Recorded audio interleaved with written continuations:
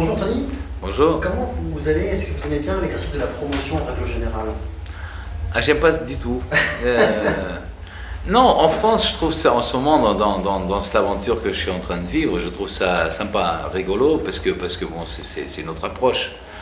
Mais en règle générale, j'aime pas trop parler de moi. C'est pas un exercice qui me plaît spécialement, de parler de moi. Mais je pense que je suis pas le seul artiste à être comme ça. Et maintenant, je respecte, je joue le jeu, j'essaye de m'amuser dans ce que je fais.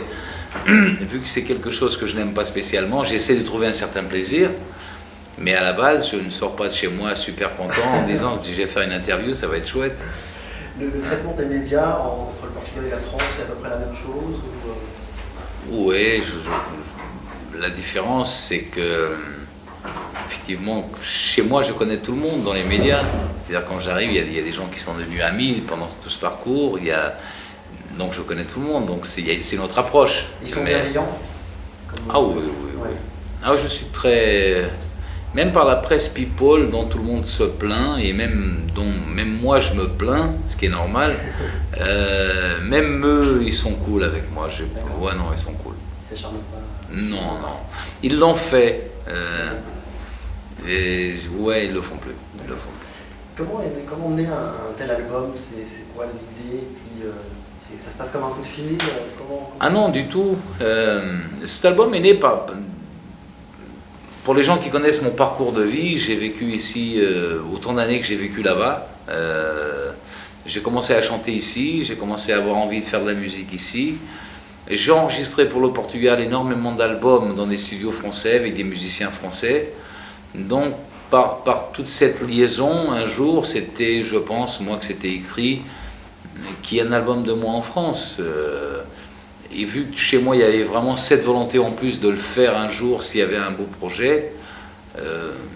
Donc voilà. Maintenant, pourquoi des duos? Des duos parce qu'au bout de tant d'années, je crois que j'ai enregistré une vingtaine d'albums où j'ai fait très peu de duos. Il y a 3-4 ans, j'ai commencé à en faire. J'ai commencé d'ailleurs par en faire un avec un chanteur italien qui était très connu en France, qui s'appelle Toto Cutugno. Et il y a aussi sur le Portugal, avec un de mes enfants d'ailleurs. Et donc je me suis dit, ce serait sympa d'avoir un album de duo, de belles chansons françaises, un clin d'œil à ces chansons-là que je connais bien et que j'aime depuis tant d'années. Donc c'est ce pourquoi de cet album de duo. Quelle ambition on peut avoir quand on fait un album comme ça de duo avec des artistes connus? C'était quoi l'objectif? Il n'y avait pas de ma part, il n'y avait pas d'objectif. Il y avait tout simplement de faire un album qui me plaît, de m'amuser, de prendre du plaisir, et si possible que le public français me regarde, me voit, que j'existe et effectivement plaire, parce qu'il n'y a aucun chanteur au monde qui n'aime pas plaire. Et pour l'instant, pour cette conclusion, c'est un peu tôt. Il faut attendre, je pense, la tournée pour voir s'il y a des gens nouveaux que je ne connais pas qui arrivent. Mais j'espère effectivement qu'ils me regarderont comme un artiste différent, un artiste qui vient d'ailleurs. Il y a un clip qui retrace un peu les coulisses des studios et des duos. Il y a une vraie dimension de plaisir qui apparaît, de connivence entre vous et les gens qui ont fait les duos. Ah, j'ai toujours voulu. Par exemple, là, en ce moment, on me propose un duo pour l'Amérique latine avec un chanteur très connu en Amérique latine, un chanteur qui s'appelle Chayanne. Pour moi, l'idée d'un duo, c'est impensable, et ce sera toujours non, si je ne rencontre pas l'artiste. Ben, ça n'a aucun sens, dans ma tête, ça n'a aucun sens. Parce que là, c'est juste du commerce, ça ne m'intéresse pas. J'ai besoin de rencontrer l'artiste, j'ai besoin que l'artiste me rencontre, j'ai besoin de le connaître. Si on chante en duo, si on chante ensemble, il faut qu'on soit ensemble. Et j'ai pris beaucoup de plaisir à rencontrer toutes ces stars françaises et d'arriver à connaître la personne. Il y avait un peu d'appréhension au début entre deux artistes qui se rencontrent, qui ne se connaissent pas forcément? Non, de ma part, non. Moi, je pensais surtout au plaisir de rencontrer ces gens-là, il y a des gens comme comme Serge Lama, comme Michel Sardou, c'est des légendes vivantes, quoi. Enfin, d'après moi. Donc pour moi, c'était le plaisir de rencontrer des gens qui sont un exemple de carrière, de belle carrière à suivre. Et donc pour moi, c'était simplement un vrai plaisir de pouvoir les côtoyer, de pouvoir prendre une petite photo avec, tout ça. Est-ce que vous avez dit ce sont des beaux artistes? J'espère que ce sont des belles personnes. Évidemment que oui. Parce que fatalement, j'ai rencontré dans ma vie des artistes avec des carrières énormes, comme Julio Iglesias, comme Bryan Adams, comme Roberto Carlos au Brésil. Et dans ces rencontres, évidemment, parfois on est déçu, parce qu'on se crée une image mais j'ai rarement déçu. Comme il peut y avoir un artiste qu'on admire un peu moins et on est surpris. Dans ceux que vous avez cités, il y en a qui vous ont déçu? Il y en a un qui m'a déçu, mais j'en parlerai pas. J'en parlerai pas parce que je trouve pas ça élégant.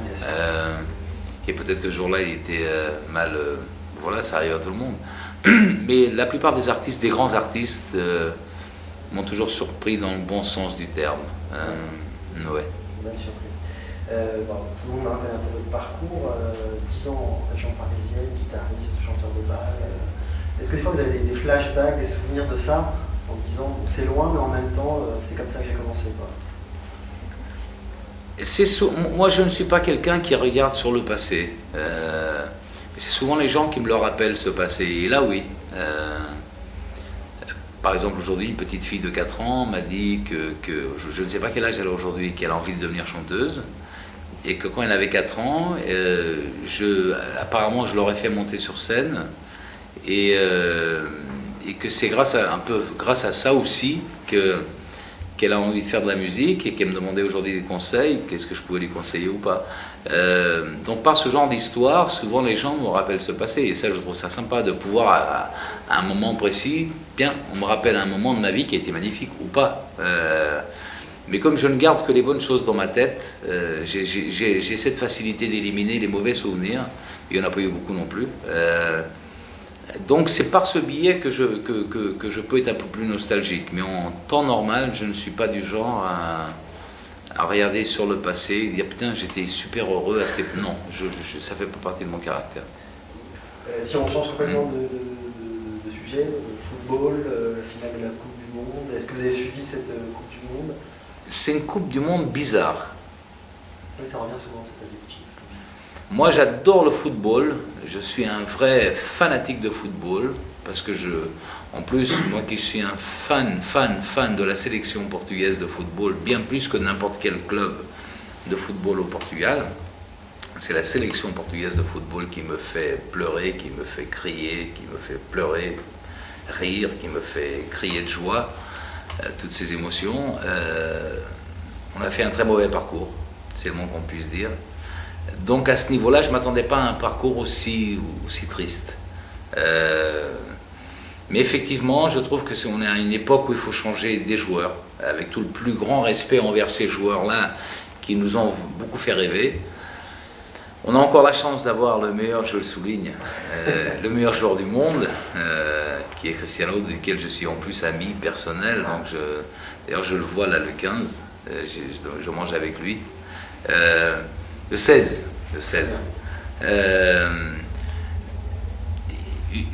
Un parcours bizarre du Brésil, complètement hallucinant, ce 7-1, c'est un truc incompréhensible. Même si je suis absolument pas fan, et j'espère que ce reportage ne passera pas en Allemagne, je suis absolument pas fan de la froideur des Allemands, aussi bien du... Bon, on va s'arrêter là. Je suis absolument pas fan de cette froideur, mais c'est effectivement la meilleure équipe de ce mondial, d'après moi. On finit sur un pronostic, ça arrêtera là. Le pronostic, malheureusement, c'est pas une finale qui me plaît. D'accord. C'est pas une finale qui me plaît. Donc j'ai pas de favori pour moi, mais je pense que le juste vainqueur même si ce mondial a été une déception pour moi, le juste vainqueur, d'après moi, même si ça me coûte de le dire, je pense que c'est l'Allemagne, le juste vainqueur. D'accord. Très bien. Merci beaucoup. Plein de Merci à sur vous. cet album. Merci à vous. J'ai beaucoup apprécié en tout cas. Merci.